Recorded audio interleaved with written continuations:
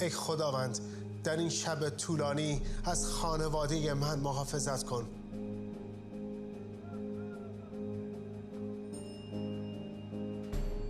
اگر از وادی مرگ هم بگذرم نخواهم ترسید، چون میدانم تو با من هستی.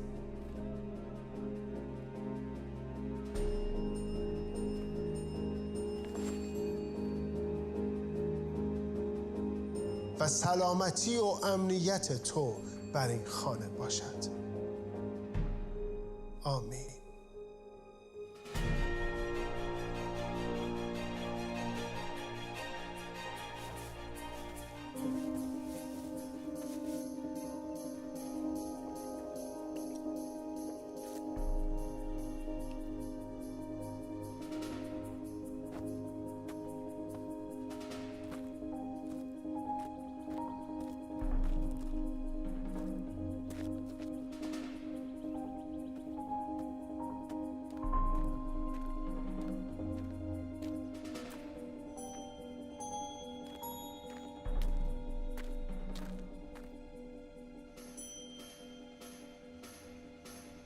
منافق دي تدا منافقتا کارونه نه پرېږدي ډېره ونیسئ.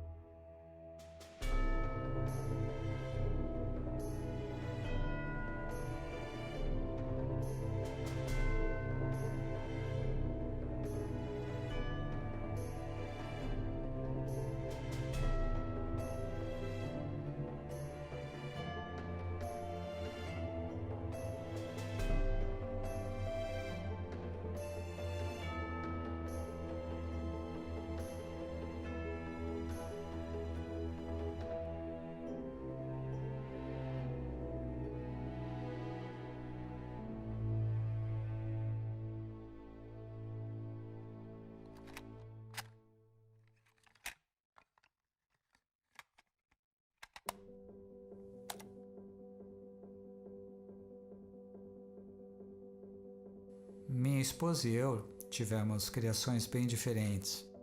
Ela levava o evangelho a sério e eu não.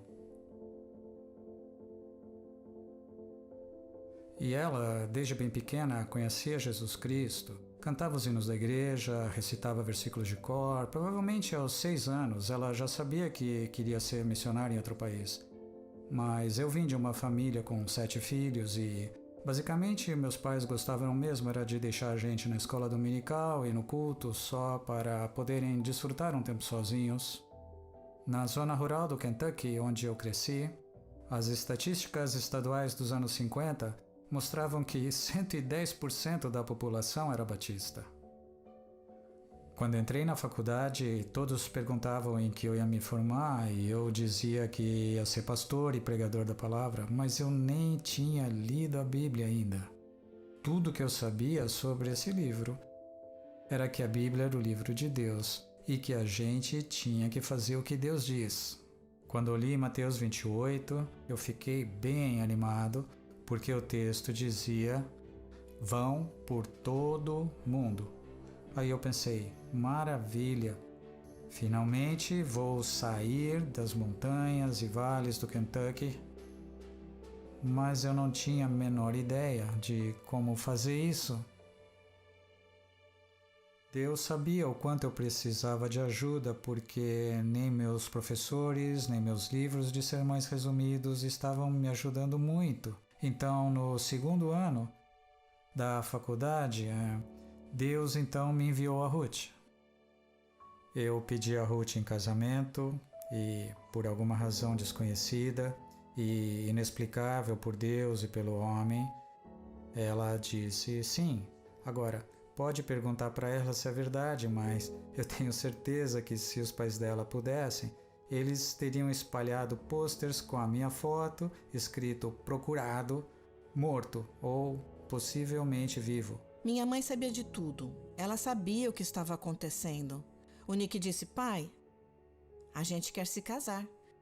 E o meu pai olhou para mim, nem olhou para o Nick e perguntou: Ruth, mas e o seu chamado para missões? E eu sabia disso. Eu disse: pai, é para onde nós estamos indo. Aí ele falou: se é assim, eu abençoo esse casamento.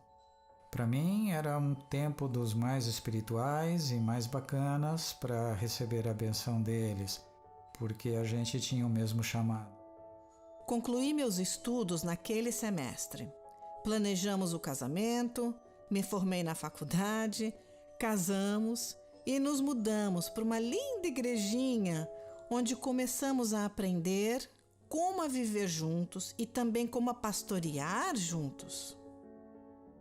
A gente pastoreou algumas outras igrejas e embarcou no sonho americano. A gente tinha uma bela casa e tivemos o nosso segundo filho. Nossa casa ficava bem ao lado da igreja. As pessoas batiam na nossa porta às 6 da manhã e perguntavam: pastor, o senhor quer tomates? Aqueles irmãos nos fizeram crescer e aceitaram muitos erros que cometemos. Foi uma época de ótimas experiências no início das nossas vidas. Então, a nossa igreja recebeu um obreiro vindo de Bangladesh. É muito comum no Kentucky fazer um fim de semana de missões. E lá estava eu, o pastor da igreja, sentado na primeira fila. Na hora do apelo, depois que o missionário pregou, eu disse: meu Deus, por que eu adiei tanto essa decisão? Foi muito estranho para a igreja ver o pastor deles caminhando para frente até o altar, mas no momento em que eu cheguei no altar, a Ruth vinha pelo outro corredor da igreja com nosso filho nos braços e lágrima pelo rosto. Ela olhou para mim e disse: chegou a hora, agora é a hora.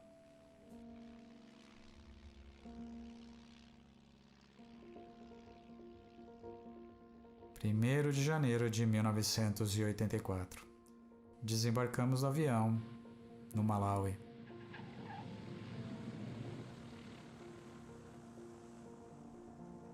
Entramos no nosso apartamento. Logicamente, as lâmpadas não acendiam e, naturalmente, Nick foi trocar as lâmpadas.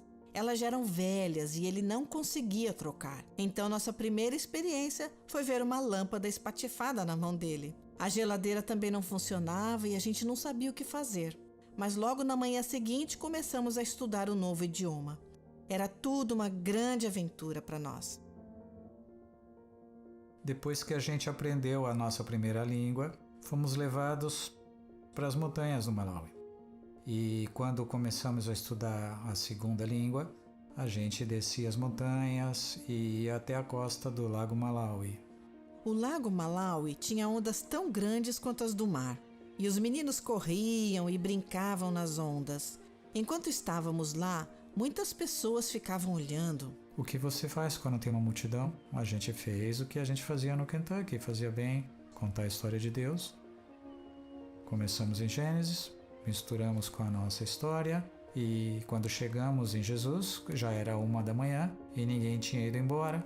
Falamos da crucificação e as pessoas choravam. Imagina, meia-noite, 1 da manhã. E quando chegou na ressurreição, parecia que eles tinham ajudado a tirar a pedra do túmulo de Jesus. Lá pelas 2 da manhã, Cansados, voltamos para casa e caímos na cama. Quando fomos para o café da manhã no dia seguinte, os anciãos vieram e disseram: todos decidimos, vamos seguir a Jesus. 500, 600 pessoas. Falávamos de Cristo em todo lugar e muitas pessoas aceitavam Jesus. Estar em Malawi era a realização de um sonho e eu pensei, eu quero passar o resto da minha vida aqui. Obrigada, Senhor, por nos trazer para cá.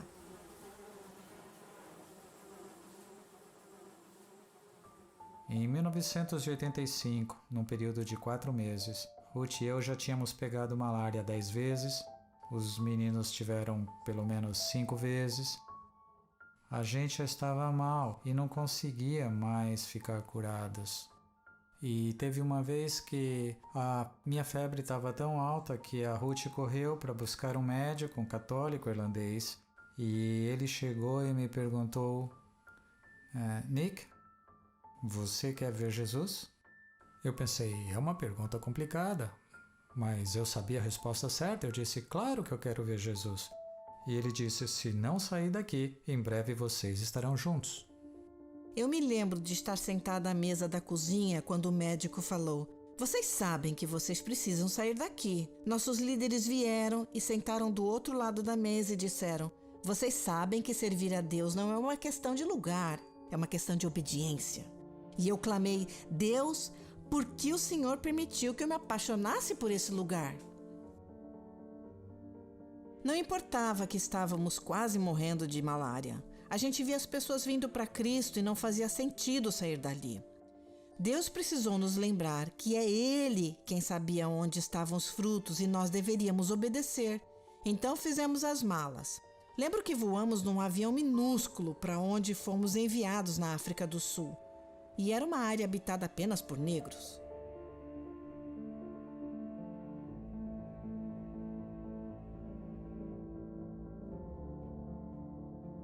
Durante os 6 ou 7 anos seguintes, nós convivemos bem de perto com o apartheid. Eu nunca tinha visto esse tipo de racismo.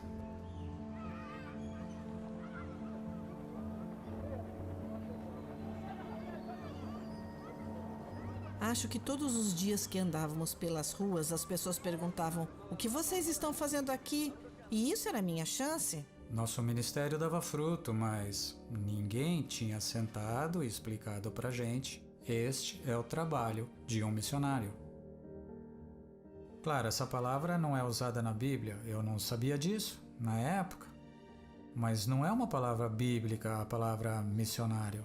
Aí a Ruth e eu fizemos uma coisa fundamental, decidimos ler o livro de Atos e foi como se o Espírito Santo caísse sobre nós, porque, para nós, pela primeira vez, a gente entendeu o que faz um missionário. Nós concluímos que o missionário vai para onde as pessoas têm pouco ou nenhum acesso a Jesus, dando total acesso a Jesus, até que elas comecem a sua própria igreja, que pode ser numa casa, num comércio, não importa. Aí o missionário segue adiante. Não posso criticar o fato de existir pessoas que não conhecem a Jesus na África do Sul, mas eles conhecem o Evangelho há quase 200 anos. A Ruth e eu fomos até a nossa liderança e dissemos: a gente precisa mudar, precisa ir para onde as pessoas têm pouco ou nenhum acesso a Jesus. Eles falaram: vocês poderiam orar pelo Sudão ou pela Somália? Na nossa casa tinha um gerador. Sempre que ligávamos o gerador, escutávamos algumas notícias. E de uma hora para outra, não parávamos de ouvir notícias sobre os problemas, a fome e a seca na Somália.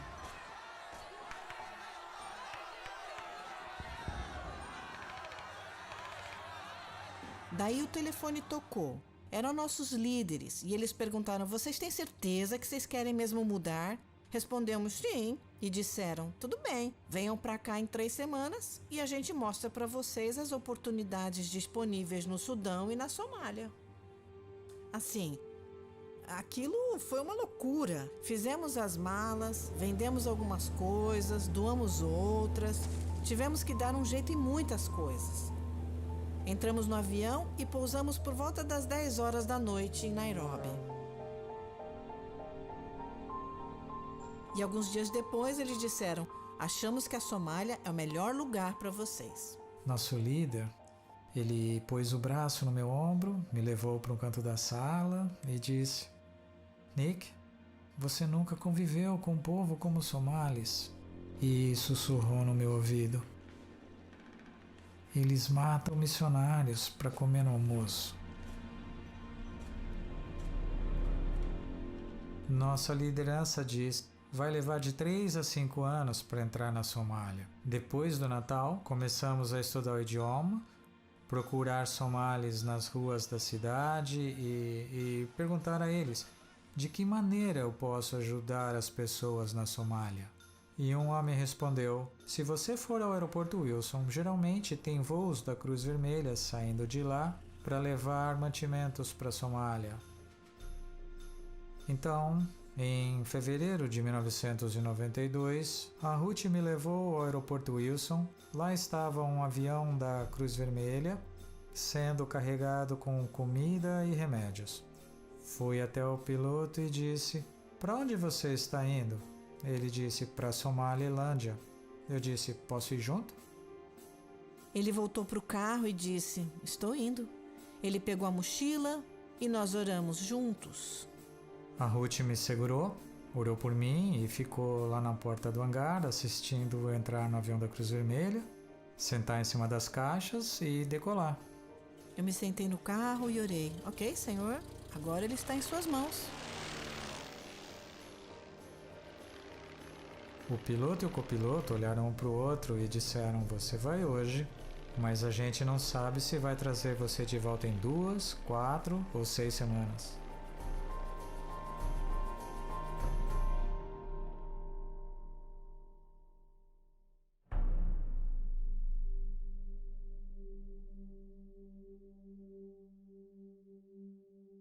Quando cheguei no aeroporto, passei por algo parecido com uma imigração.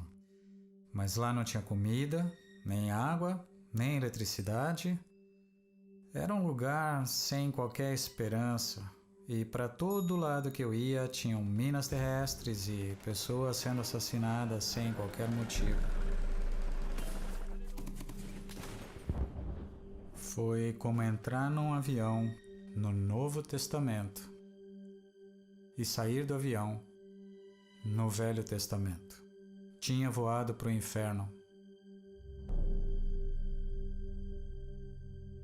Alguns dos meus amigos cristãos no Quênia tinham me falado de um orfanato na Somália, que eles iriam entrar em contato e perguntar se eu podia fazer uma visita para eu poder sentir um pouco o que significava trabalhar na Somália.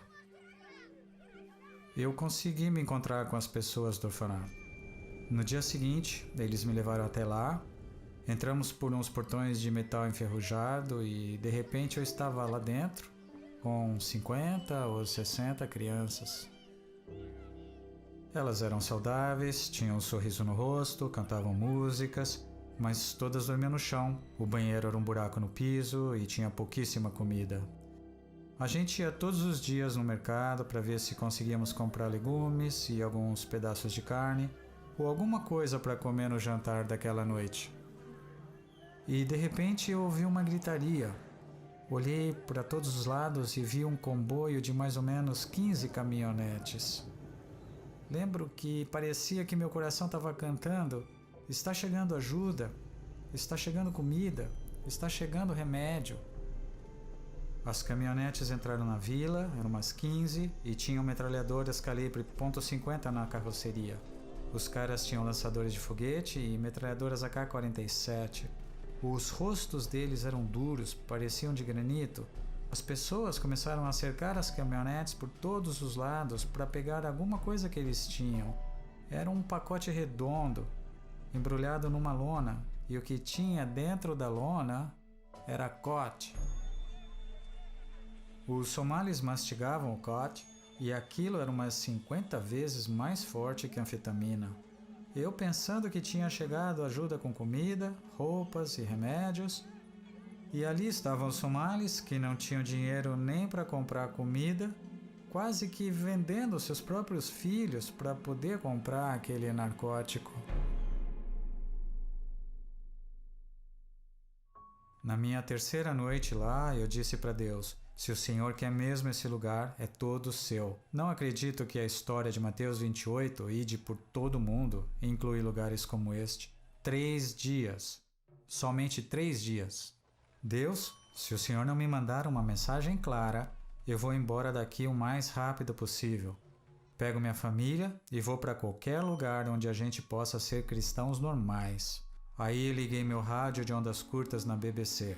Eles tinham uma devocional diária de 10 minutos na BBC. E naquela noite, a devocional foi feita por uma mulher com um sotaque britânico e o tema dela era Lembra-te do sábado para santificá-lo, parte dos 10 mandamentos. E eu disse para Deus: o Senhor perdeu a chance, essa mensagem não é para mim.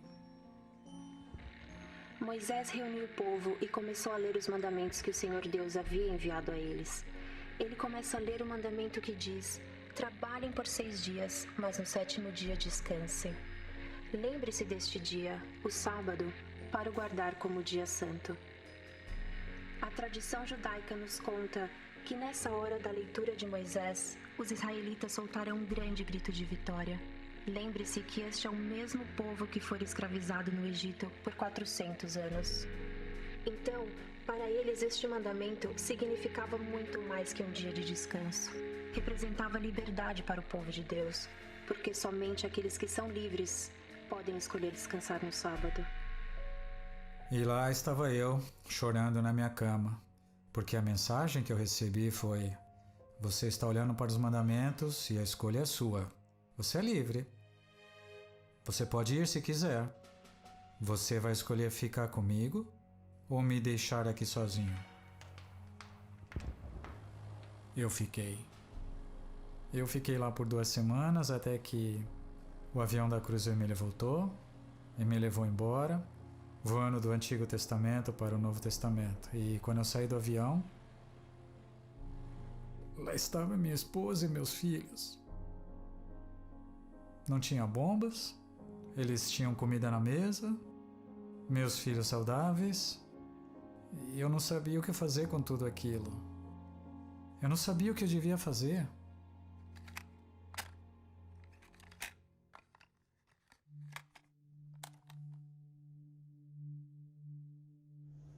Um tempo depois, as Nações Unidas levaram uma delegação de pessoas para Mogadíscio para ver se elas poderiam fazer alguma coisa lá. Éramos umas 40 ou 60 pessoas escolhidas para participar daquela delegação. Na segunda noite que eu estava lá, veio um guarda, bateu na minha porta e disse: tem um somali aí procurando por você, pelo seu nome. Fui até aquele homem e perguntei: posso ajudar em alguma coisa? Ele disse: você é um crente em Jesus, não é? Eu disse: sim, mas como é que você sabe? Ele disse: o Espírito Santo me disse que você viria e me disse o seu nome. E disse para vir procurar você e dizer quem eu sou e contar como é a vida dos cristãos em Mogadiscio. Então entendi que Satanás nunca parou de fazer o mal. Mas também entendi que Deus nunca parou de fazer as coisas que Deus faz. E então, depois daquela viagem de avaliação, eu comecei a ir e voltar de lá nos voos das Nações Unidas ou da Federação Luterana Mundial e tentei fazer pequenas pesquisas de campo sobre o que a gente podia e o que não podia fazer. E criamos uma organização não governamental. E começamos a perguntar ao povo de Deus do Ocidente: o que a gente deve fazer? Estávamos enterrando 20 bebês por dia antes de alimentar os outros que ainda estavam vivos. A gente levava comida e remédios para os campos de refugiados nos prédios bombardeados, onde as pessoas viviam sem nada. Mas o que eles queriam mesmo não era comida nem remédio. Eles precisavam era de roupas para enterrarem os filhos ou alguém que tivesse morrido durante a noite. O que se faz quando as pessoas vivem pisando em minas por onde anda e onde há tiroteios todas as noites? Fizemos isso durante 3 anos, até que em 1994 um dos meus melhores amigos na nossa missão me disse: Nick, a gente não sabe fazer o que vocês estão fazendo. Nunca fizemos esse tipo de trabalho nas Somálias do mundo. E para mim, aquele foi um dos períodos mais fascinantes da minha vida, quando a Ruth e eu precisamos descobrir o que significa ser Cristo em lugares onde isso custa tão caro.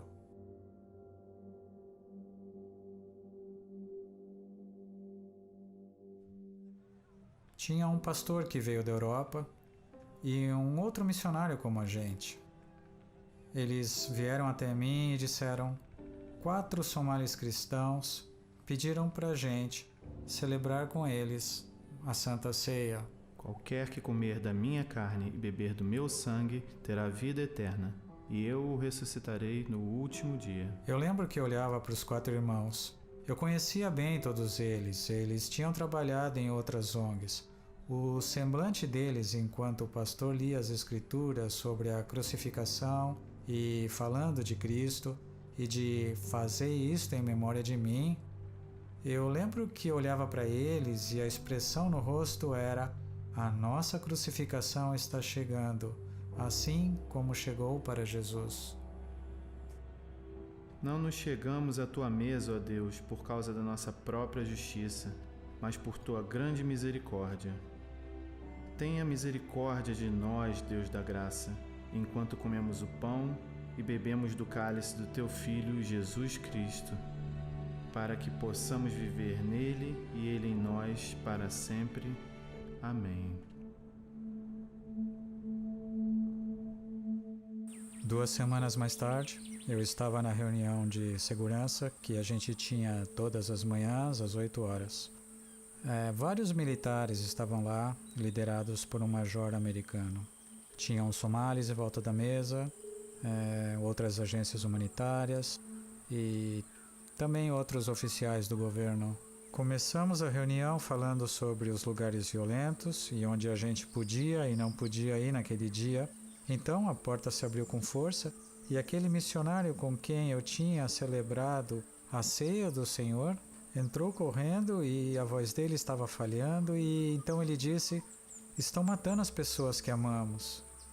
Aí ele disse: agora de manhã, entre 8 e 8h45, eles já mataram 4 somalis simplesmente porque eles eram crentes em Jesus.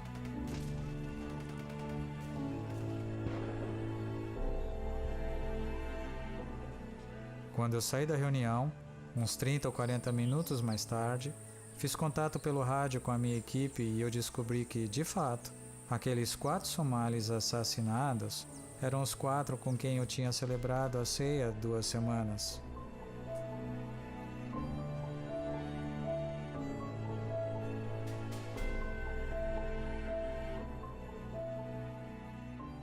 E aí eu me pergunto, eu gostaria de saber o que fazer quando tudo parece ser crucificação e não existe ressurreição.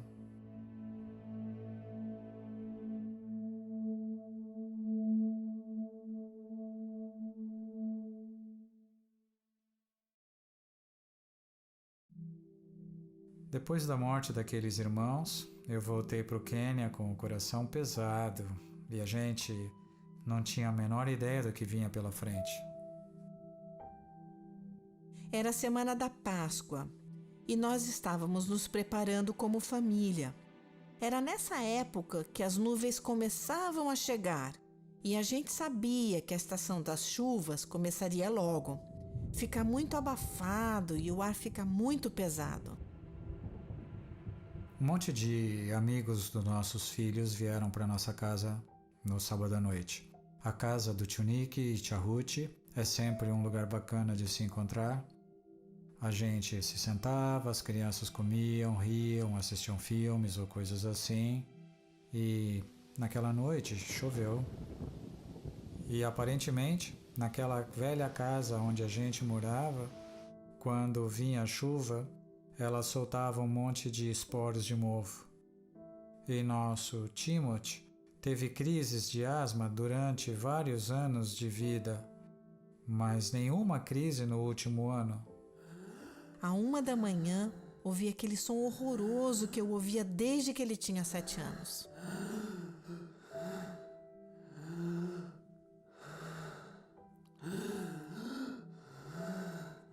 Quando a Ruth me acordou à 1h30 ela disse: Tim está tendo um ataque de asma muito forte.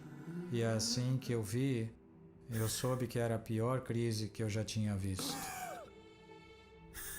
Peguei o carro, virei em direção à rua e disse para ela que não dava tempo dela se trocar. Coloquei o Tim dentro do carro, do meu lado, e comecei a dirigir para o hospital. Filho, falta pouco, filho, tá me ouvindo? Falta pouco, fica comigo, filho. Nós estamos quase lá. Lá pelas 2h eu estava na frente do Shopping Village Market. Tinha um homem saindo do shopping bem naquela hora e eu parei meu carro na frente dele, bloqueando o caminho para ele não sair dali. Ele saiu do carro gritando e eu contei para ele a minha situação e que ele precisava dirigir o meu carro até o hospital para que eu pudesse fazer a massagem cardíaca no Tim.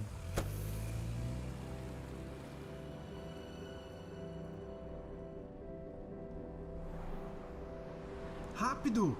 Ainda tá longe? Acelera, vamos!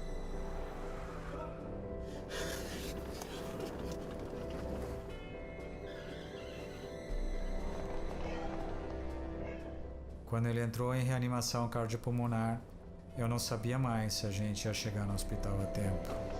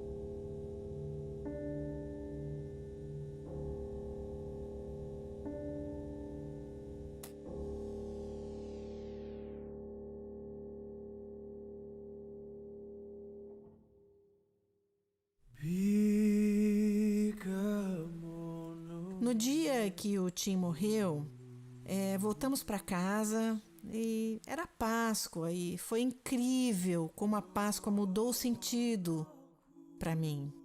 E uma coisa que eu vivia dizendo para Deus era: Deus, se o Senhor sofre como eu sofro, como o Senhor aguentou ver Jesus na cruz? Acho que a Ruth e eu sabemos tanto quanto qualquer um que para cada ressurreição há uma crucificação. Nosso coração estava crucificado pela perda dele, especialmente numa manhã de domingo de Páscoa, quando é hora de celebrar. De certa forma, depois de um culto tão poderoso, foi até fácil descer aqui tendo o Tim ao lado pela última vez. Mas a subida de volta desse lugar foi terrivelmente difícil, porque a gente sabia, ainda que a gente acreditasse totalmente na ressurreição, tínhamos realmente visto Tim pela última vez.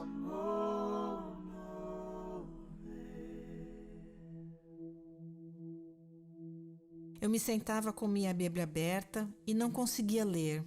Eu lia um versículo, mas só o que eu conseguia fazer era gritar por socorro. Mas Deus nos cercou com uma comunidade maravilhosa. Os missionários que viviam perto de nós nos ajudavam durante o dia. E a nossa família africana vinha toda noite orar conosco para nos dar apoio. Recebemos e-mails, cartas e telefonemas de todas as partes do mundo. Foi um período difícil, mas com a ajuda deles nós conseguimos superar.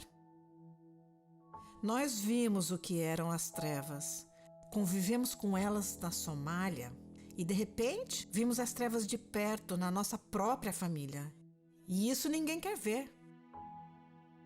Claro, os olhares das pessoas diziam: se vocês não tivessem levado o Tim para a África, ele ainda estaria vivo. Mandar Jesus para a cruz deve ter quase matado Deus de dor. E ainda assim ele fez, ele escolheu fazer. Eu não escolhi entregar meu filho, mas isso me deu um significado de quem Deus é e o que Ele faz.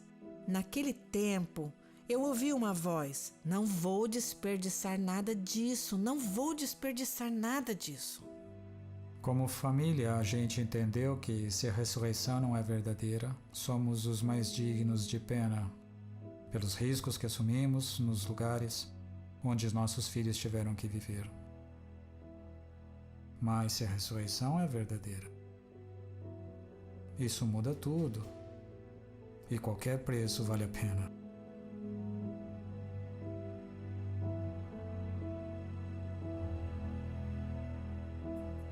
Das cinzas da Somália, depois da morte do nosso filho, a Ruth e eu iniciamos uma nova missão. Tivemos o desejo de retornar para algum dos lugares mais difíceis do mundo para o Evangelho. Existia alguma coisa que a gente precisava saber. A gente precisava saber se a mensagem de Jesus funcionava nos lugares de extrema perseguição. Decidimos mais uma vez, é hora de ir.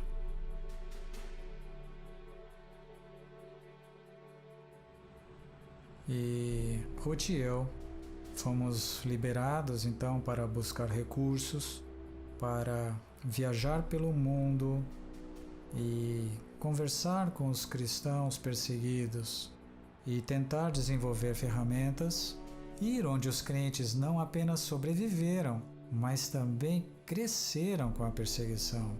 O que eles podiam ensinar sobre trabalhar na África Oriental, na Ásia Central, em lugares realmente difíceis. Nós pensávamos que na Somália eles precisavam de comida, água, abrigo e educação. Mas quando perguntávamos, eles respondiam: precisamos de alguém que nos escute. A primeira viagem que eu ia fazer era uma viagem de 5 a 6 semanas, visitando 5 a 6 países. Eu nunca tinha feito isso, ninguém tinha ensinado a gente como fazer. Não fazíamos a menor ideia como conseguir as entrevistas, mas o Espírito Santo trazia as pessoas certas. Encontrávamos alguém ou então mandavam e-mails dizendo: fiquei sabendo o que vocês estão fazendo, venham. E para convencer as pessoas eu dizia: eu não estou tentando escrever artigos sobre você e tornar a sua perseguição ainda pior. A gente já viveu na Somália.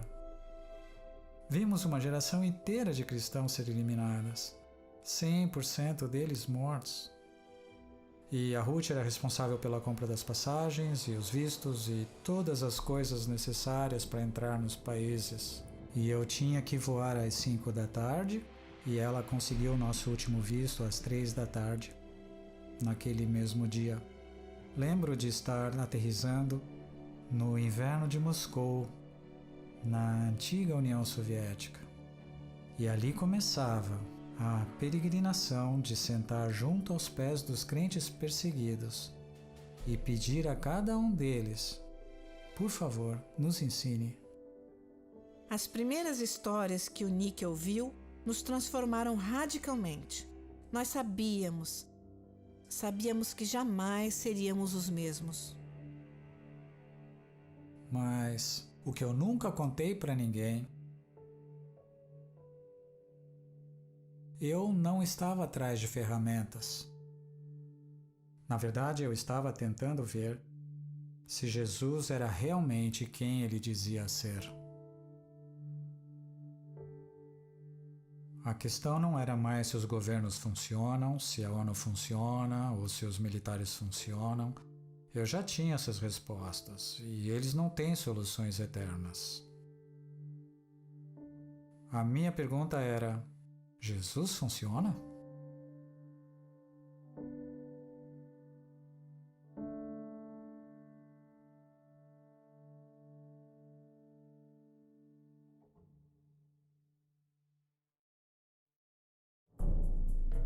De 1917 a 1991, as trevas da União Soviética se espalharam sobre toda a Europa e Ásia.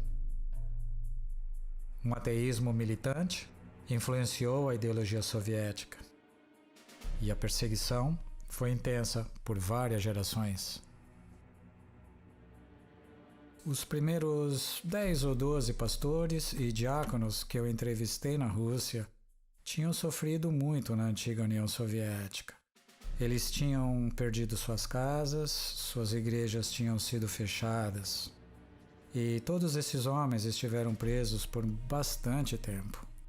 E escutando aquelas histórias, eu vi uma fé tão bíblica. Eu não sou um entrevistador profissional. Eu tinha as perguntas que eu queria fazer, mas eu me vi implorando às pessoas: onde vocês aprenderam a viver desse jeito?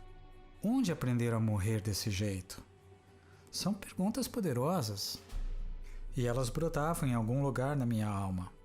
E o primeiro pastor com quem eu falei, cujo pai também tinha sido pastor, me disse: eu lembro do dia em que meu pai me disse: amanhã eu vou para a prisão, por causa da nossa fé. Naquela região, os comunistas estavam enforcando famílias inteiras por se recusarem a negar a Jesus Cristo. Aí ele disse: se enquanto eu estiver preso, eu escutar que a minha esposa e filhos preferiram ser enforcados a negarem a Jesus, eu vou ser o homem mais orgulhoso da prisão. Como assim? De onde vem isso? Eu estava tão chocado com aquele amor e aquela fé, tanto quanto eu estava chocado com o ateísmo e o ódio, porque nenhum dos dois se encaixavam na minha vida. E eu vi histórias como essa, uma após a outra. O pai do outro pastor também tinha sido pastor. E ele contou sobre o dia em que os comunistas prenderam um grupo de pastores da liderança. Eles mandaram todos para a prisão. Puseram o pai dele no local de torturas da KGB por 9 meses e fizeram com ele tudo o que você já leu.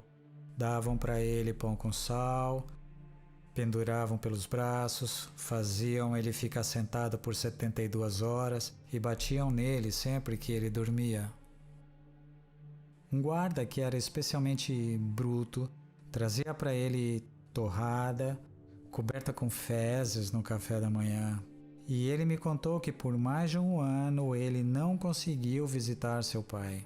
Ele já não sabia se o pai estava vivo ou morto, simplesmente porque ele era o pastor da igreja. Aí então chamaram ele e a mãe para ir até um presídio.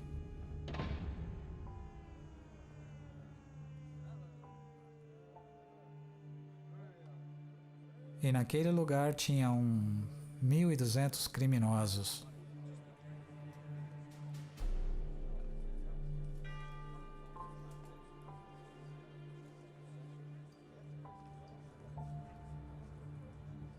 Eles tinham dividido o pátio de exercício, espalhando nele algumas mesas, e as pessoas tinham 1 hora para conversar com os presos. E ele disse: eu esperei, e meu pai não chegava. Até que, finalmente, 2 guardas jogaram na mesa o que parecia ser um monte de trapos. E ele disse, naqueles olhos azuis, daquele corpo esquelético, definhado, torturado, então eu reconheci, aquele era o meu pai. e eu disse para ele: Pai, estou orgulhoso de você. Se escreverem isso no meu túmulo, eu morreria feliz. Mas a minha mãe sabia o que meu pai mais queria. E ela tirou um Novo Testamento de bolso e tentou rapidamente entregar para ele. Mas ela não foi rápida o suficiente porque um dos guardas viu. Ele veio, arrancou o livro, viu que era uma Bíblia e começou a gritar para todos ouvirem: Mulher, a senhora não sabe que é por causa do seu Deus e deste livro que seu marido está nesse estado? A senhora não sabe que eu posso matar seu marido? Eu posso matar a senhora? E eu posso matar o seu filho e provavelmente você promovido por isso? E disse: Minha mãe olhou para aquele homem enorme e disse: O senhor pode matar o meu marido, o senhor pode me matar, e o senhor pode até matar o meu filho, mas nunca vai poder nos separar do amor que está em Jesus. E disse: Fiquei tão orgulhoso da minha mãe.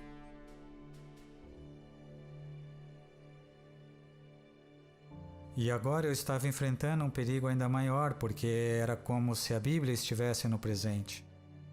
Eu estava entrevistando Daniel na Cova dos Leões. Eu estava entrevistando os 3 sujeitos na fornalha ardente.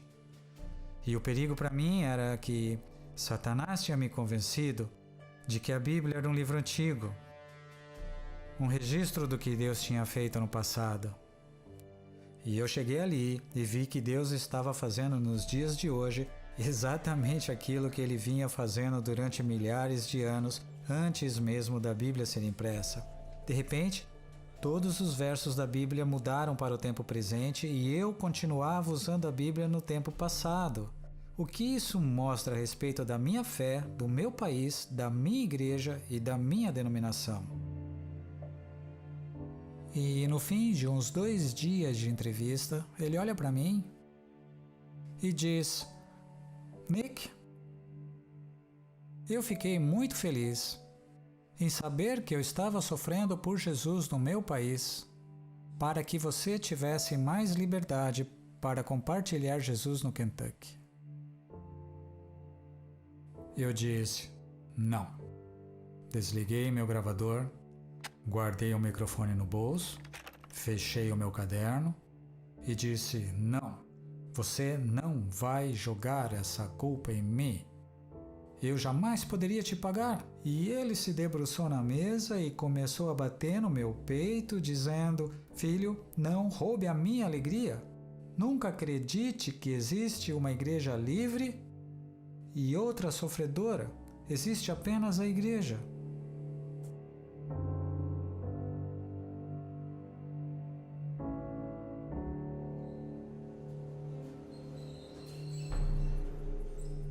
Depois de 5 horas de viagem, nós chegamos em uma casa bem pequena. Um senhor de idade veio até a porta e se eu tivesse que adivinhar a idade dele, eu diria 100. Quando comecei a entrevista, eu descobri que ele tinha 63 anos de idade. Ele me disse: Nick, entre e sente-se aqui. Sente-se nessa cadeira. Essa é a cadeira onde eu estava ensinando a Bíblia quando eu fui preso e fiquei lá por 17 anos. Bem, você sabe, eu morei na África por 2 décadas e eu não queria sentar naquela cadeira, entende? Eu queria sentar em outro lugar, mas ele me fez sentar ali e começou a contar histórias de que ele era engenheiro, sua mulher era professora, que seus filhos estudavam numa escola pública e que ele trabalhava numa fábrica estatal. E também que durante um tempo os pastores foram ameaçados, as igrejas foram fechadas. E um dia, tremendo de medo, esse irmão que estava contando a história disse à sua esposa: veja, não fique brava comigo, não pense que eu estou louco, tenha um pouco de paciência comigo.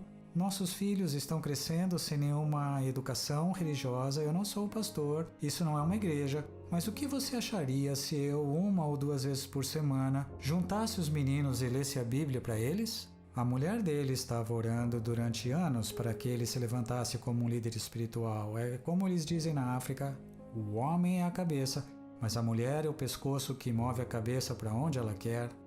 Aí ele começou a ler a Bíblia para as crianças, mas ele fazia um trabalho horrível. Mas o tempo foi passando, eles começaram a aprender as histórias, a contar as histórias uns para os outros, a interagir com as histórias, e os vizinhos estavam vendo tudo. E eles foram até aquele homem de Deus e disseram: será que a gente podia ler a Bíblia com vocês? Ele disse: não, eu não sou um pastor e não tenho preparo, isso não é uma igreja. A gente só está cantando e orando e conversando sobre a Bíblia. Mas eles disseram: é isso que a gente quer. Mas quando aquele grupinho chegou a 75 pessoas, a KGB não podia mais permitir aquilo. Eles vieram no culto seguinte e arrancaram o homem de Deus daquela cadeira onde eu estava sentado.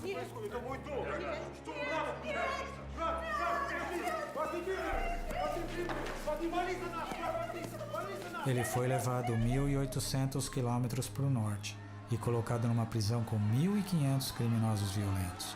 Ele era o único cristão.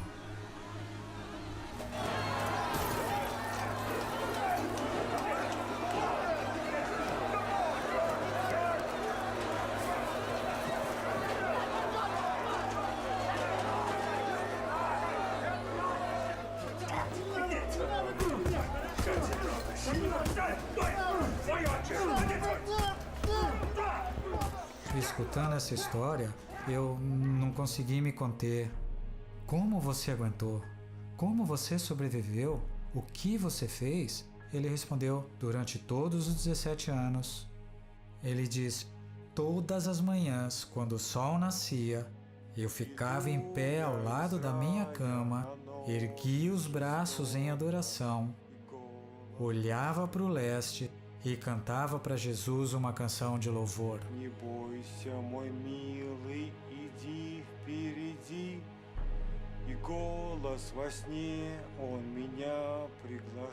Adivinhe o que os outros prisioneiros faziam quando o homem começava a cantar.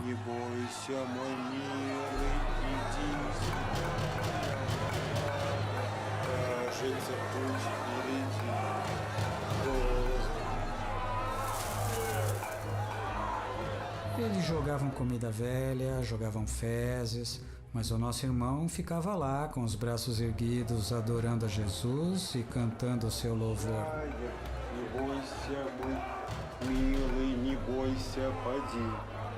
Ele me disse: Nick, sempre que eu achava um pedaço de papel, carvão ou um pedaço de lápis, eu corria para minha gaiola, para minha cela e escrevia algum versículo ou uma história bíblica que eu conseguisse me lembrar. Eram minhas ofertas bíblicas, que eu colava o mais alto que eu conseguia nas pilastras de concreto. Mas quando os guardas viam e liam o conteúdo, eles rasgavam tudo e me batiam por eu ter escrito os versículos.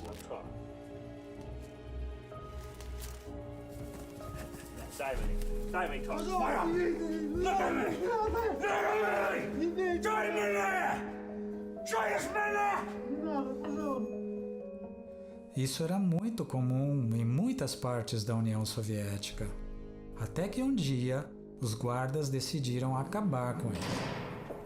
Eles pegaram uma das criminosas, que tinha o corpo bem parecido com a mulher dele, vestiram nela as roupas da esposa dele e arrastaram aquela mulher passando em frente à sua cela, com o rosto virado para o outro lado, e levaram para a sala de tortura.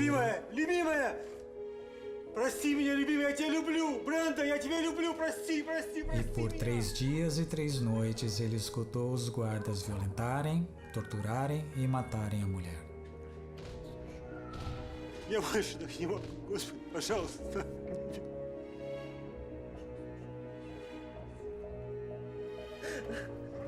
Я все сделаю, я побежу в МАГу, пожалуйста, не убивайте. Я все сделаю, что вам надо, пожалуйста, не надо, Господи, пожалуйста. Eles arrastaram o corpo dela enrolado num cobertor, fazendo ele pensar que aquela era a mulher dele. E aí olharam para ele e disseram: você é o próximo.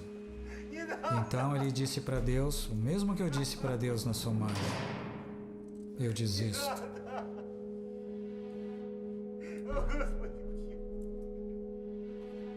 Ele se sentou na cama, desistiu, chamou os guardas e disse: vocês venceram. Os guardas só queriam que ele assinasse um documento dizendo que não era um seguidor de Jesus, que estava sendo pago pelos ocidentais para destruir a União Soviética. Se ele assinasse o documento, seria um homem livre. Ele disse: escrevam um documento, eu assino qualquer coisa que quiserem, e sentou na cama em total desespero. Na manhã seguinte, os guardas chegam com o documento. Ele estava com o corpo ereto, os ombros erguidos, fogo nos olhos e disse: não vou assinar nada. E eles disseram: o que aconteceu com você? Ele disse: o Espírito Santo de Deus permitiu que eu escutasse as vozes da minha esposa, dos meus filhos e do meu irmão orando por mim. Eu sei que a minha esposa está fisicamente bem e está caminhando espiritualmente com o Senhor. Aí ele olhou para os guardas e disse: saiam da minha cela. Не сломайте! Не буду подписывать, не буду! Нет! Пошли вон! Пошли из моей камеры вон! И ты уходи отсюда! Пошли вон! Не буду! E ele contou Nick. 2 semanas mais tarde, no pátio de exercícios, tinha um pedaço inteiro de papel e do lado dele tinha um lápis. Eu sabia que o Espírito Santo tinha colocado os dois lá para mim.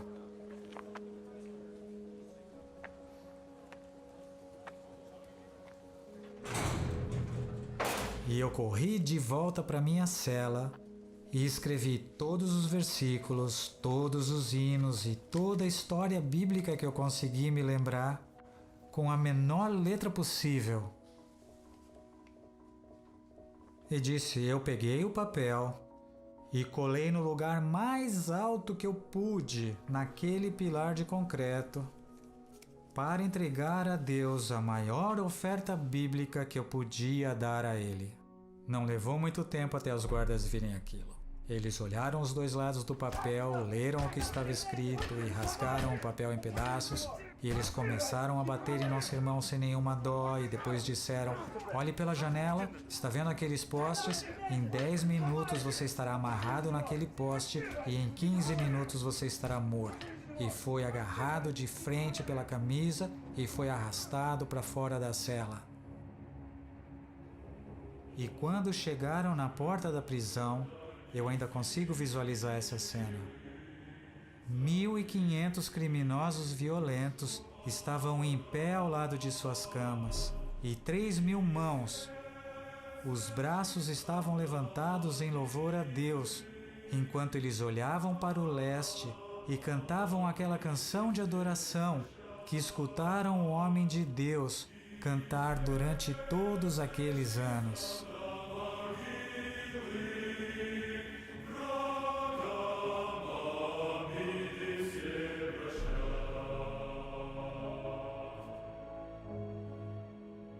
Você consegue imaginar o som daquele coral cantando para Deus?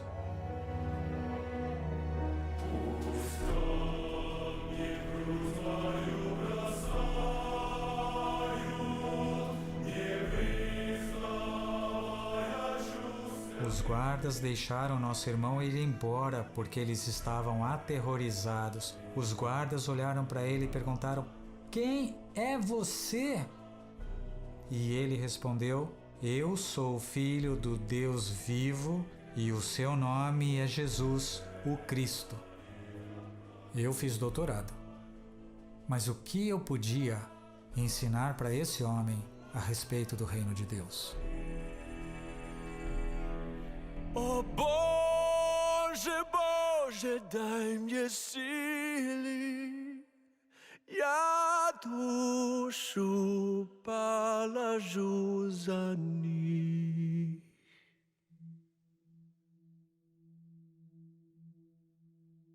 Eu escutava as histórias e eu não acreditava.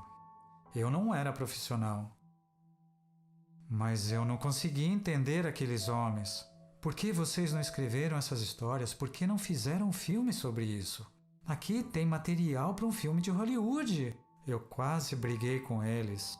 Até que um pastor muito gentil me pegou pelo braço e me levou até a janela do lado leste da casa e disse: eu entendi que você tem 3 filhos, é isso? Ele disse: quantas vezes você já levantou de manhã e levou seus filhos até a janela do lado leste?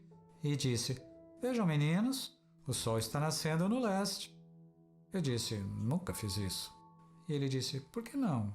Eu disse: eles vão pensar que eu estou louco, porque o sol sempre nasce no leste. E ele disse: é por isso que não falamos sobre perseguição. Ela é como o sol nascendo no leste. Nossos bisavós foram perseguidos, nossos avós foram perseguidos, nossos pais foram perseguidos, e nós somos perseguidos e nossos filhos serão perseguidos. É como o sol nascendo, a perseguição para nós é algo normal. Como assim? Normal? Normal? Vamos escrever isso na Bíblia para que ninguém esqueça. Onde isso se encaixa? O Senhor está respondendo às minhas perguntas, mas o que eu faço? Eu preferia ser enforcado a negar a minha fé em Jesus.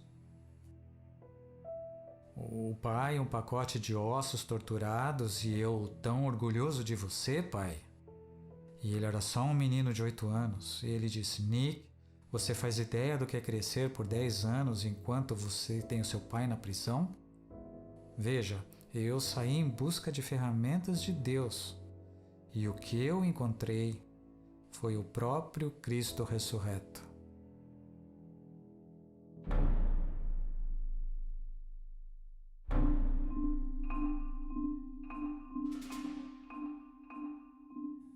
Então fomos para a China. Nos últimos 60 anos, a igreja tinha crescido em um ambiente de perseguição e repressão. A China foi o único lugar do mundo onde eu tive um choque cultural. Eu cheguei e tinha que esperar um bom tempo por um guia de uma igreja vir encontrar comigo. Aí eles me disseram para ir até uma determinada cidade e visitar um determinado mercado de carnes e alguém me encontraria lá. Você sabe, eu sou um cara do Kentucky que gosta de uma boa e velha carne com batatas. Mas quando eu cheguei no mercado de carnes, a única comida que eu reconheci foi cavalo marinho. Lá eu me sentia tão alto e em todo lado que eu ia parecia que as pessoas achavam que eu estava jogando mal olhado nelas, principalmente as mulheres mais idosas. Quando eu olhava para elas, elas cuspiam no chão, sabe? E me faziam sentir que eu não era muito bem-vindo. Aí o cara da igreja chegou, bateu no meu ombro e disse: vamos, entre no carro. E nós viajamos por 18 horas.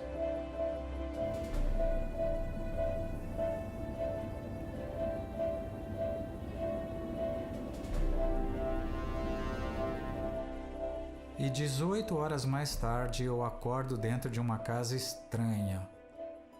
Tinha muros bem grossos, com uns 3 metros de altura, e era uma casa de fazenda chinesa. Eles construíam os muros de concreto e então construíam os quartos dentro dos muros, e no centro tinha uma área de terra onde eles cozinhavam, tinham árvores, tinham uns 150 a 170 líderes, plantadores de igrejas e evangelistas.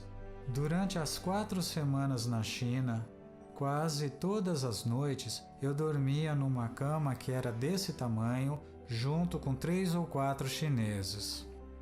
Eu acordava com o braço de um em cima do meu peito, o braço de outro na minha perna, e eu não gostava muito de dormir naquele lugar. 40% dos pastores já tinham sido presos por 3 anos. Na China, a prisão é considerada o seminário deles. É a instituição teológica deles.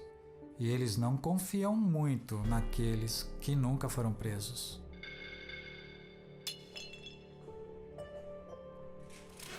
E disseram: Dr. Nick, nosso seminário na China é a prisão. Quantos diplomas o senhor quer receber?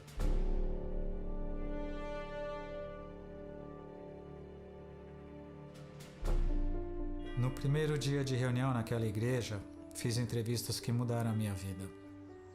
Depois de 3 entrevistas, umas 10 horas, o líder me disse: "Ok, Nick, pare com tudo." Eu pensei: ai meu Deus, meu coração quase parou. Ele olhou para mim e começou a rir e disse: "Não tenha medo. A gente está aprendendo tanto com você que a gente só quer que você faça o resto das entrevistas na frente das 150, 170 pessoas que estão aqui." Eu disse: "Por mim, tudo bem." Me colocaram no tablado, mais ou menos dessa altura, com meu intérprete. Comecei a entrevistar as pessoas na frente de todos. Pedi que eles me contassem suas histórias e eles disseram: Não, espere. Primeiro temos uma pergunta para você. Ali, na frente de todos. Precisamos saber?" Eu disse: "O que vocês precisam saber?" "Jesus é conhecido em outros países ou só conhecido na China?" Isso é isolamento. Isso é uma cortina de concreto. Eu acho que o povo daquela igreja da China nunca seria batista.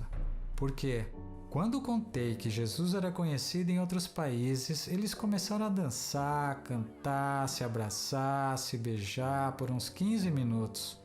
E eles ficaram tão felizes que as pessoas conheciam Jesus. Eu entrevistei um irmão e uma irmã juntos para economizar algum tempo, mas nada comparado com a qualidade do que eu tinha feito antes, nas 12 horas naquele quarto fechado.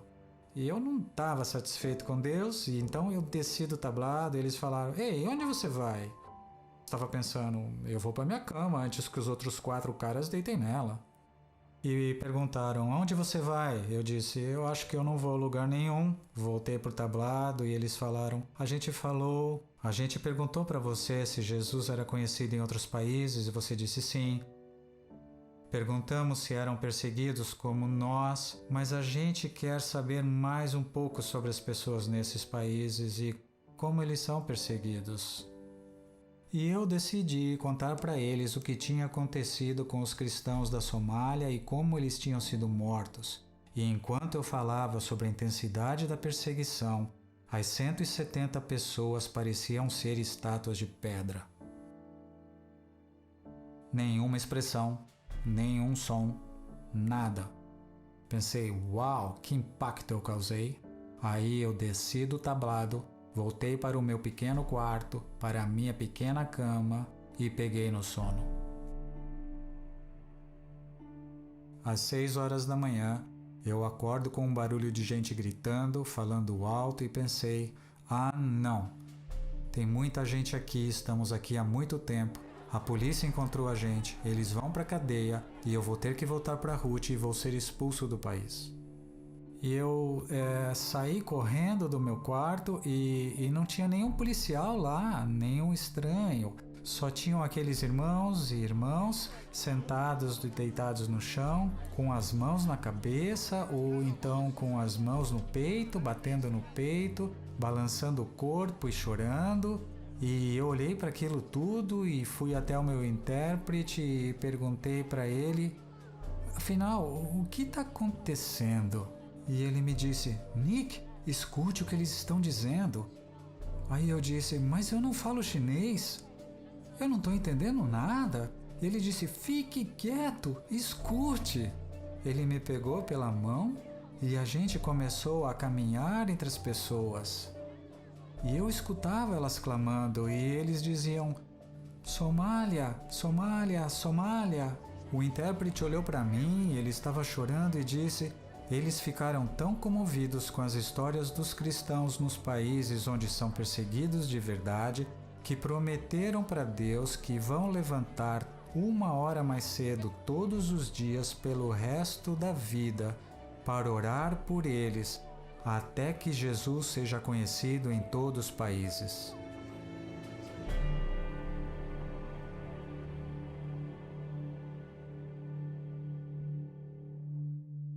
Veja, tinha algo entre 400 a 700 mil pessoas que eram consideradas cristãs em várias igrejas e denominações quando o comunismo chegou na China em 48. Eu lembro que eu li um artigo em 1983. Quando a gente voltar para a China, ou quando a China se abrir, Será que vai ter algum cristão ou existir alguma igreja na China? E quando a gente entrou, descobriu que os 400 mil, 700 mil crentes em Jesus agora eram 10 milhões. Ou seja, eles aprenderam não somente a sobreviver na perseguição, mas a crescer nela. Não é mais uma igreja secreta. É impossível esconder os atuais 85 ou 100 milhões de crentes. É uma igreja legal e não tem como regularizar a situação. Mas em muitos lugares, ela abençoa tanto as pessoas da comunidade, incluindo as autoridades, a ponto destas autoridades virem às igrejas em busca de orientação. Como saíram de 400 mil, 700 mil para 100 milhões? Disseram: há uma decisão a ser tomada todos os dias. Fazemos a nós mesmos a seguinte pergunta: quero me identificar com os cristãos perseguidos ou quero me identificar com os perseguidores? E quando você pergunta: e como você sabe com quem você se identifica? Eles dizem: quando decido, vou compartilhar Jesus com alguém hoje ou vou guardar Jesus para mim? Nos Estados Unidos, escuto o tempo todo: religião e fé nesse país é uma questão pessoal. Isso é diabólico. E aquilo que os cristãos perseguidos estão dizendo, e que é a pura verdade, é: quando não testemunho para o meu irmão na América, meu pai, minha irmã, meu chefe, eu me identifico com os perseguidores porque guardo o meu testemunho para mim mesmo. Vejam, eu estou fazendo essas entrevistas no ano 2000.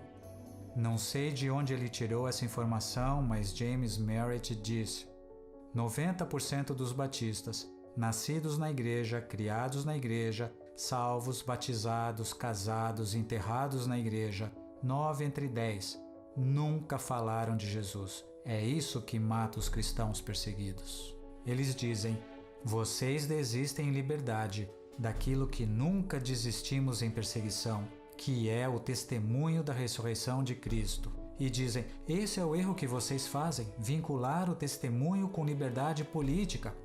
E isso é tão biblicamente incorreto. Sou tão livre para falar de Cristo hoje na Arábia Saudita quanto no Kentucky. Sou tão livre para compartilhar Jesus no Afeganistão quanto em Ohio. Política, países, presidentes, não tem nada a ver com isso. Deus disse: vocês são livres e devem testemunhar do Evangelho a todos.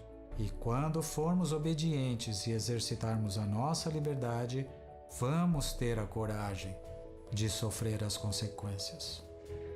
Para eles, este mandamento significava muito mais que um dia de descanso. Representava liberdade para o povo de Deus, porque somente aqueles que são livres podem escolher descansar no sábado. Quero contar a vocês sobre o homem mais duro que já conheci na vida. Só posso dizer que ele mora na Ásia Central, porque ele vive num dos lugares mais perigosos do planeta. Ele concordou em se encontrar comigo para fazer a entrevista se ela fosse gravada em outro país.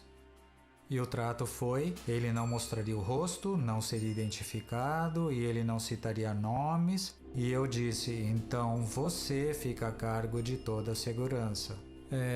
Digo que ele era o homem mais duro que eu já vi, porque no passado, há alguns anos, quando outro país invadiu o país dele em nome de Alá e pelo Islã, ele liderou uma tropa de 15 homens para expulsar os invasores. Ele me disse: Nick, eu ficava muito feliz quando eu vinha pelas costas de um soldado ou invasor e cortava sua garganta e via o sangue escorrer pelas minhas mãos e os meus braços como uma oferta a Deus. Eu estava tão absorvido e tão enjoado pela história e eu perguntei: você faz alguma ideia de quantas pessoas matou? E ele disse: eu parei de contar quando cheguei em 150. Disse: de noite eu sonhava com manchas de sangue nas minhas mãos, e no meu sonho, todas as noites que eu sonhava, o sangue aumentava até que ele cobria as minhas mãos, os meus braços e pingava pelo meu cotovelo. E disse: eu soube que estava ficando louco quando eu já estava sonhando acordado. Para mim, aquele era o sangue das centenas de pessoas que eu tinha matado.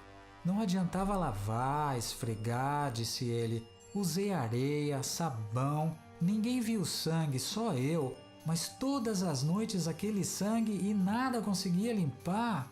Aí disse: um dia então o sonho mudou.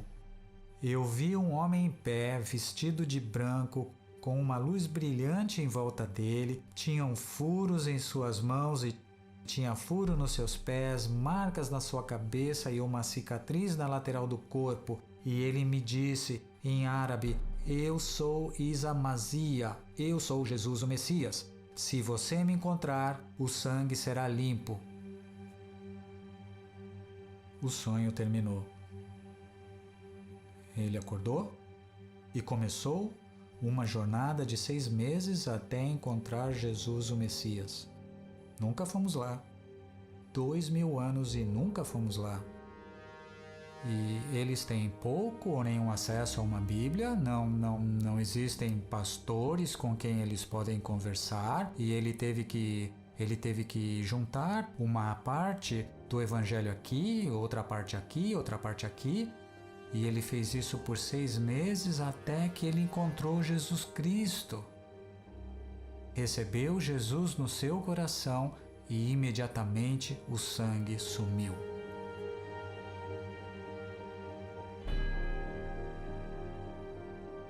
Ele queria que as outras pessoas do seu país também tivessem a Jesus, assim como ele, e começou a traficar Bíblias, textos bíblicos e filmes sobre Jesus.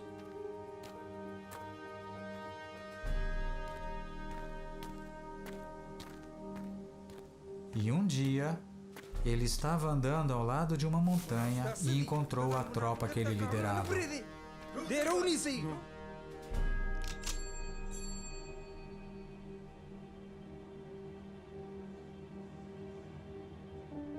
Eles procuravam o antigo comandante.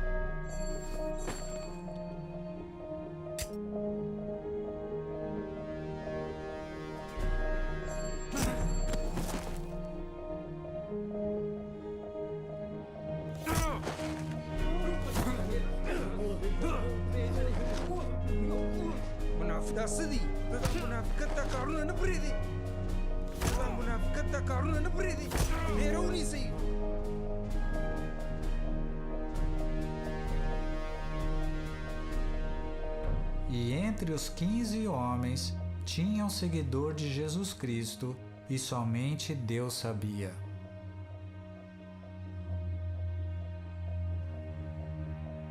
Aquele homem se adiantou e disse: não atirem nele. Se nosso ex-comandante morrer aqui, nunca vamos saber com quem ele trabalha nos 2 lados da fronteira.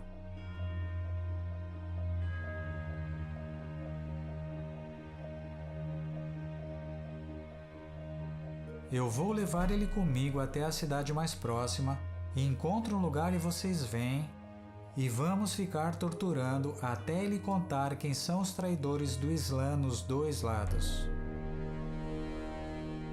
Após alguns segundos de tensão, eles acabaram concordando.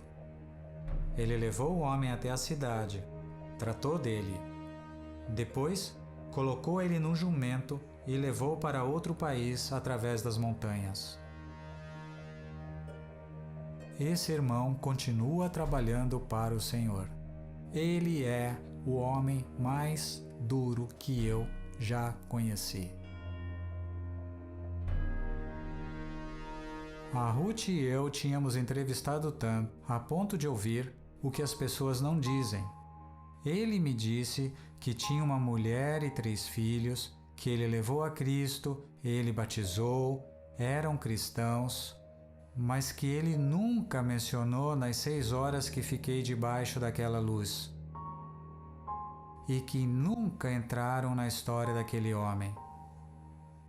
Agradeci a ele pela história que contou da sua mudança de vida e por ser um irmão em Cristo. Eu disse, mas antes de sair, posso saber como a sua mulher participa do seu ministério? E seus filhos, como eles colaboram com você? Gente, confesso que fiquei apavorado, porque aquele irmão quebrou todas as regras combinadas. Ele levantou, veio até onde eu estava, debaixo daquela lâmpada, me agarrou pelos ombros e começou a me chacoalhar, e eu só pensava, esse cara já matou 150 pessoas e eu serei o 151. Então ele segura o meu rosto e diz, como Deus pode me pedir isto? Eu dei tudo para ele. Meu corpo foi quebrado, quase morri congelado, eu já fui preso, passei fome. E ele disse, quando eu vou dormir à noite, meu maior medo é que Deus peça o mesmo sacrifício para minha esposa e meus filhos. Ele me olhou e disse, Nick, como Deus pode pedir uma coisa dessas para mim? O que eu respondo? Contei a ele sobre o Timothy, que morreu no Quênia e que está enterrado lá. Eu disse, minha esposa está no Kentucky em segurança, um filho está na universidade e o outro está lá agora com ela. Nunca vivi o que você viveu, mas tenho que fazer uma pergunta, e a pergunta é, Jesus vale a pena? E disse, vale a pena entregar a sua vida, a vida da sua esposa e de seus filhos a Jesus? E o homem mais duro que eu já conheci colocou os seus braços em volta de mim, e ele era forte como um falcão, apenas músculos, e enxugava suas lágrimas de raiva, e então me empurrou e disse, eu vou até a minha esposa e meus filhos e pedir que eles façam junto comigo o que eu estou fazendo para o reino de Deus, porque Jesus vale a pena.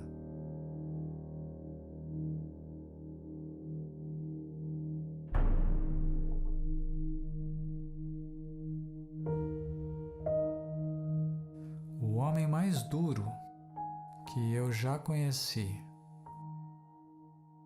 me deu a pergunta, talvez a única pergunta que realmente importa para os cristãos. E infelizmente, quando perguntamos principalmente no Ocidente, Jesus vale a minha vida, a vida da minha esposa? E é certo colocar em risco nossos filhos em nome do reino de Deus? A resposta tem sido um enorme silêncio. Um não. Não fazemos isso com nossa esposa e filhos. Lembro que perguntei para Ruth depois que o Tim morreu. E imagine, as coisas pareciam não fazer muito sentido. Então eu disse, nós já perdemos um filho nessa história. Vale a pena o risco de perder os outros 2? Então, durante aquele período de dor, falamos um ao outro. Dizer que Jesus não vale a pena significa desperdiçar o sacrifício do Tim. Não sabíamos onde encontrar saúde, de onde tirar coragem, ou como iríamos reconstruir a nossa vida. Mas nos agarramos em Jesus, até que Jesus provasse o contrário, que Ele não vale a pena. E Deus nos mostrou que Ele não ia desperdiçar a vida do Tim. Ele nos lembrava vez após vez que nos guiava e tinha um propósito para as nossas vidas. Sabe, depois de tudo o que aconteceu na Somália, a pergunta mais difícil que fazíamos aos cristãos perseguidos ao redor do mundo era: Jesus vale a pena? E o homem mais duro que eu já conheci nos deu essa resposta.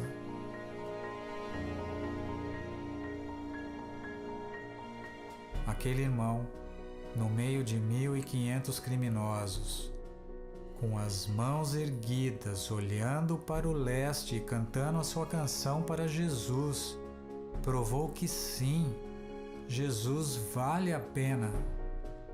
O corpo definhado do pastor torturado pela KGB, o filho de 8 anos segurando a mão dele e dizendo: "Pai, estou tão orgulhoso de você."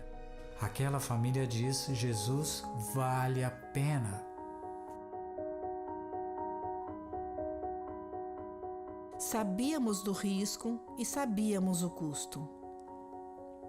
Mas a vida e a morte do Tim foram dignas, porque a vida e o amor de Cristo são dignos. Quero perguntar: a minha igreja na América, a minha família no Ocidente e todas as igrejas que amam a Ruth e a mim, Jesus vale a pena? Estamos prontos para correr riscos pelo reino de Deus? Será que entendemos que para ter a ressurreição passamos pela crucificação? Mas se a ressurreição é real, isso muda tudo. E o Evangelho continua sendo confirmado pela disposição das pessoas em sofrer em nome de Jesus Cristo.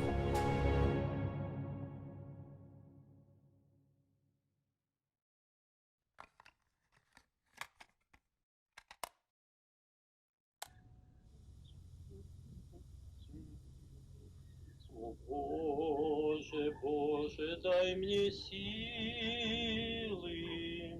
за ближних душу полагать, и в сердце вечно до могилы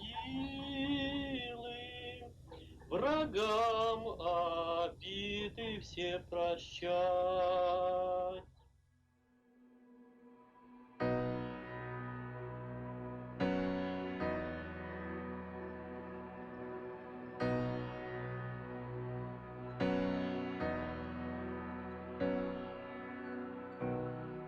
There's a sea of hungry people who have never heard the truth of Jesus. He has called us to go, so everyone would know. What are we waiting for? Oh God, you've given us power in the Spirit. Let us be your witnesses. When the ocean's too deep for the anchor to fall, and the darkness surrounds me in the storm, you bring peace in the raging sea. When it's solid ground I'm standing on, 'cause you're the water, you're the shore.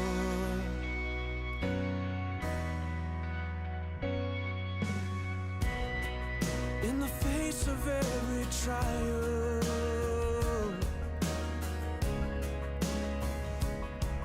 when the road ahead seems unbearable, help me not despair. For you are always there, and in you all things are possible. So I'll take the gospel wherever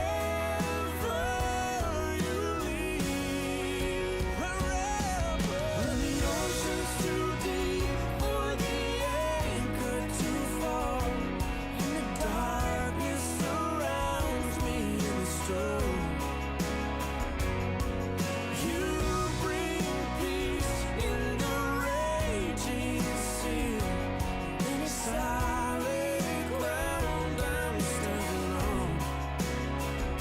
'Cause you're the water, you're the sun. I'm not married to you, so I wanna be free of all the things that try to steal my mind.